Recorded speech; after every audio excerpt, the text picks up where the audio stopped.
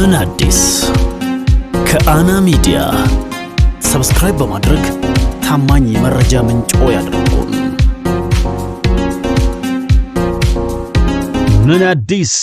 ምን አዲስ ፕሮግራማችን ጀምሯል። ምን አዲስ ነገር አለ ብለው ትክክለኛና ታማኝ መረጃ ለማግኘት ወደ አና ሚዲያ ስለመጡ እናመሰግናለን። ሰላም የቻናላችን ቤተሰቦች፣ ዛሬ መጋቢት 17 ሐሙስ ዕለት ምን አዲስ ነገሮች አሉ በኢንተርኔቱ ዓለም የሚለውን እንቃኛለን። በተለይም በሀገራችን እኛም ለእናንተ ለተመልካቾቻችን ትክክለኛና ታማኝ የመረጃ ምንጭ መሆናችንን እንቀጥላለን። ዓላማችን የእናንተ ታማኝ የመረጃ ምንጭ መሆን ነው።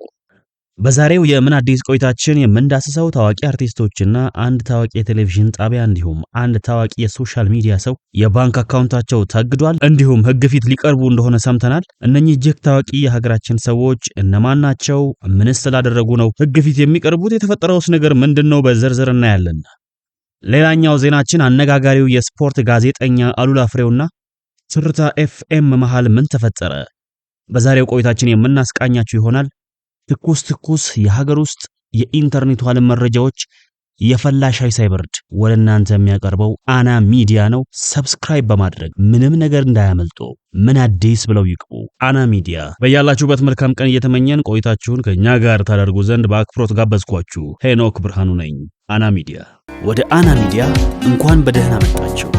አና ሚዲያ። እንግዲህ በቅድሚያ ወደ ያዝነው ዜና እናመራለን። ታዋቂ አርቲስቶች፣ የሚዲያ ባለሙያዎች፣ ተጽዕኖ ፈጣሪ የሶሻል ሚዲያ ሰዎችና እንዲሁም የእርዳታ ድርጅት ባለቤቶች ከዛ በተጨማሪ ደግሞ የቴሌቪዥን ጣቢያ ኃላፊዎችም ጭምር የባንክ አካውንታቸው እንዳይንቀሳቀስ ታግዷል። በተጨማሪም ደግሞ የሕግ ቁጥጥር ስር ሊውሉ እንደሆነም ነው እየተጠቀሰ የሚገኘው። ለመሆኑ እነዚህ አርቲስቶችስ እነማን ናቸው የሚለውን በዝርዝር እናያለን። በቅድሚያ እንግዲህ ፊንቴክ የተባለ የመኪና አስመጪ ወይም የኤሌክትሪክ መኪናዎችን ወደ ኢትዮጵያ በማምጣት በ1 ሚሊዮን ቅድመ ክፍያ በርካታ ሰዎችን ባለመኪና ለማድረግ ዝግጁ ነን ሲል ማስታወቂያ ሲያስነግር የነበረው ይህ ካምፓኒ በተለይም ደግሞ አብዛኞቻችን በሶሻል ሚዲያ የምናውቀው መንሱር ጀማል በባለቤትነት እየተጠቀሰ ይገኝ ነበር። ነገር ግን አሁን በወጣው መረጃ መሰረት ይህ ካምፓኒ ባለቤቱ የመንሱር ጀማል ሳይሆን መንሱር ጀማል ለብራንድ አምባሳደር የተሾመ እንዲሁም ድርጅቱን ለማስተዋወቅ ሶሻል ሚዲያ ተጽዕኖ ፈጣሪነቱ የተመረጠ ሰው እንደሆነና ይህንንም ለማድረግ የተለያዩ አርቲስቶችን ቀጥሮ በማሰራት የድርጅቱን ማስታወቂያ በቴሌቪዥን በማስነገር በርካታ ሰዎች በዚህ ጉዳይ እንዲጭበረበሩ ስለሆኑ መንግስት ወደ ጉዳዩ ጣልቃ በመግባት ማስታወቂያውን ሲለቅ የነበረው አባይ ሚዲያ፣ ማስታወቂያውን ሲሰሩ የነበሩት አርቲስት ሰራዊት ፍቅሬ፣ አርቲስት ዳንኤል ተገኝ፣ አርቲስት ይገረም ደጀኔ እንዲሁም ወንድም ካሊድን ጨምሮ በርካታ የሚዲያ ሰዎች የባንክ አካውንታቸው እንዳይንቀሳቀስ ታግቷል። በተጨማሪም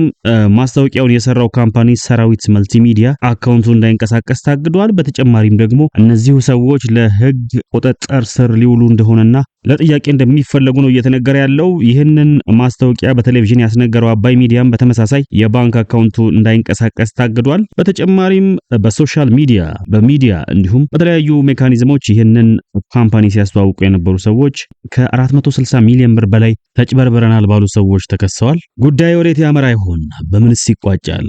እውን እኚህ ሰዎች ጥያቄ ይሆናሉ የሚለውን የኢትዮጵያ ሕግስ ምን ይላል የሚለውን ለመቃኘት እንሞክራለን። እንግዲህ በርካታ ሰዎች እነዚህ አርቲስቶች ምን ስላደረጉ ነው የሚታሰሩት? ያጭበረበረው ድርጅቱ ከሆነ እነዚህ አርቲስቶች ለምን ሲባል ወደ ሕግ ይቀርባሉ? ባለማወቅ ቢሆንስ ብለው የሚከራከሩ በርካታ ሰዎች አሉ። ይህንን እንግዲህ የኢትዮጵያ ሕገ መንግስት ላይ የተቀመጠ አዋጅ ምን ይላል የሚለውን ለእናንተ ለተመልካቾቼ ልንገራችሁና ፍርዱን ለእናንተ ልተው። የማስታወቂያ አዋጁ ቁጥር 759/2004 አሳሳች ህገወጥ ወይም የሞራል ግዴታዎችን የጣሰ ማስታወቂያ የሚያሰራጩ፣ የሚያዘጋጁ ወይም የሚለጥፉ አካላት አስተዋዋቂ፣ አዘጋጅ ወይም አሰራጭ ማለት ነው የፍትሐ ብሔርና የወንጀል ተጠያቂነት እንዳለበት በግልጽ ደንግጓል። አስተዋዋቂው ወይም አድቨርታይዘሩ ለይዘቱ ትክክለኛነት ቀጥተኛ ተጠያቂነት እንዳለበትም ያስረዳል። ይሄ ማለት አንድም ማስታወቂያ አንድ አርቲስት ለመስራት ሲስማማ ይዘቱን ትክክለኛነት የማረጋገጥና እውነተኛነቱን የማረጋገጥ ኃላፊነት አለበት ማለት ነው። በመቀጠል አዘጋጁም ወይም አድቨርታይዚንግ ኤጀንሲውም አሳሳች መሆኑን እያወቀ ይህንን ማስታወቂያ ካዘጋጀ እርሱም ተጠያቂ ይሆናል ማለት ነው። በመጨረሻም አሰራጭ ወይም ፐብሊሸር ወይም ሚዲያ የምንለው አካል አሁን በተጠቀሰው መልኩ አባይ ሚዲያን የሚመለከት ሲሆን ይህ ማስታወቂያ ህገወጥ መሆኑን እያወቀ ካሰራጨም ተጠያቂ ነው ማለት ነው። በተጨማሪም የንግድ ውድድርና የሸማቾች ጥበቃ የወጣ አዋጅ ቁጥር 813/2006 ላይ ሸማቹን ከሚያሳስቱ የገበያ ሁኔታዎች መካከል ዋነኛው ግቡ መሆኑን ለማስታወስ ነው። ስለዚህ በዚህ አዋጅ መሰረት እነዚህ አርቲስቶች ጥፋተኛ ሆነው ከተገኙ በህጉ መሰረት እንግዲህ የቅጣታቸውን የሚቀበሉ ይሆናል። ስለ ሁሉም ትኩስ መረጃዎችን ቶሎ ወደ እናንተ እናደርሳለን። ዓላማችን የእርሶ ታማኝ መረጃ ምንጭ መሆን ነው። ሰብስክራይብ ያላደረጋችሁ አባሎቻችን ሰብስክራይብ በማድረግ የደውል ምልክቷን ይጫኑ። አዳዲስና ትኩስ ዜናዎች እንዲደርሱ ወደ ቀጣዩ ዜና እናልፋለን። ወደ አና ሚዲያ እንኳን በደህና መጣችሁ።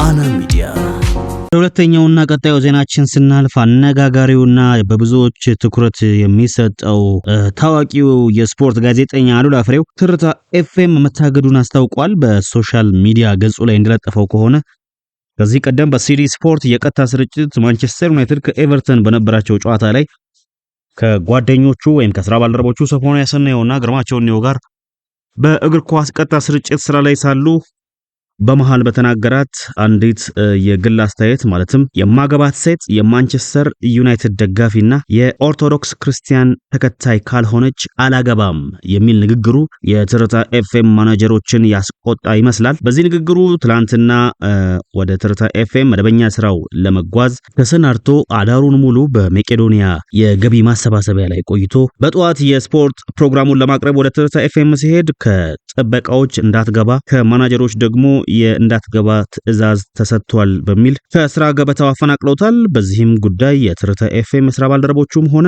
ግርማቸው ኒዮና ሶፎንያስ ኒዮ በሶሻል ሚዲያቸው ግልጽ መግለጫ አውጥተዋል። ይህ ለምን ሆነ ማብራሪያ እንዲሰጠን ሲሉ ጠይቀዋል።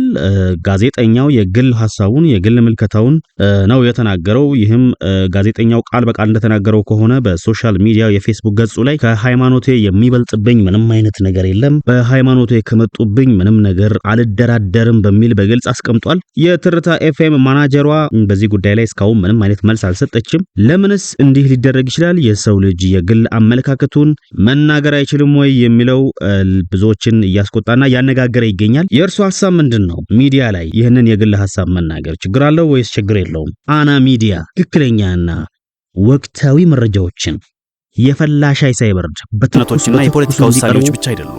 ከነዚህ ሁሉ የማይነገሩ ነገር ግን መንግስታትን ያናወጡ ጥልቅ የፍቅር ታሪካቸው ተዘንግቶ ይኖሩ ድብቅ ጀብደኞችና አና ሚዲያ ምን አዲስ ከአና ሚዲያ ሰብስክራይብ በማድረግ ታማኝ የመረጃ ምንጭ ያድርጉ።